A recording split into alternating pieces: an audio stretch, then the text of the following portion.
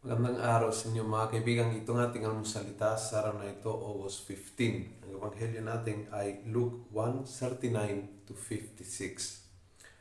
Sabi ng ebanghelyo, when Elizabeth heard Mary's greeting, the baby leapt in her womb. Elizabeth was filled with the Holy Spirit and giving a loud cry said, "You are most blessed among women." Napakaganda na ang presensya ni Mama Mary nagdadala ng malaking kagalakan kay Elizabeth. Pagpasok ni Mary, tuwan-tuwa si Elizabeth na puno ng Espiritu Santo. Yon ang epekto na close tayo sa ating mahal na Mama Mary. Dahil dala niya si Jesus. Si Jesus ang bukal ng grasya. Siya ang bukal ng kaligayahan. Siya ang dahilan kung bakit tayo ay nakatanggap ng Espiritu Santo. Si Jesus ay ang sentro ng ating buhay at si Mama Mary ay nagdadala sa Kanya.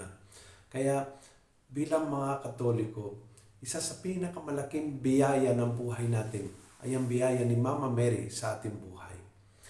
Alagaan mo yan. Ingatan mo yan. Make it grow ang iyong debosyon at pagmamahal sa mahal na Birhen. Bigyan mo ang iyong puso, ang iyong pag-alaga, ang iyong pagmamahal sa mahal na Birhen. At hindi ka mauubusan ng biyaya, ng kagalakan, ng regalo ng Espiritu Santo. Dahil Mama Mary will never do any other thing kaysa dalhin si Jesus sa buhay mo. Siyang magdadala si Jesus. Siya maging tulay para makakalapit ka ng lalo sa Panginoon. Kaya ngayong araw ng dakilang kapistahan ni Mama Mary, tayo'y nagpapasalamat na mayroon tayong mahal na ina sa buhay natin.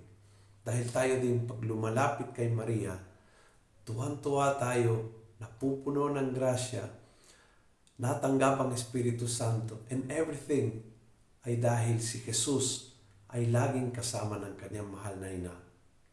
Kung nagustuhan mo ang video ito, please pass it on. Punuin natin ang good news ang social media. Gawin natin viral araw-araw ang salita ng Diyos. God bless.